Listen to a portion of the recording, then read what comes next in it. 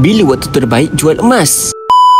Waktu terbaik jual emas adalah pada 3 keadaan. Pertama, ada peluang tukarkan kepada aset yang lebih baik, seperti peluang beli rumah pelaburan di bawah harga pasaran ataupun gunakan untuk rolling modal bisnes. Kedua, kita dah capai matlamat kewangan kita dengan simpanan emas. Contohnya sampai waktu menunaikan haji, anak-anak masuk universiti ataupun cukup untuk jadikan deposit membeli rumah. Ketiga, ada hal-hal kecemasan. Contohnya ketika duit simpanan kecemasan kita dah habis, jadi kita boleh jual atau pajak saja emas kita ni untuk dapatkan tunai dengan segera. Simpan emas ni bukan sahaja dapat nikmati kenaikan harga emas, tapi yang pentingnya selamat daripada inflasi. Jadi jangan terburu-buru jual emas yang kita simpan selama ni atas sebab-sebab yang tak penting.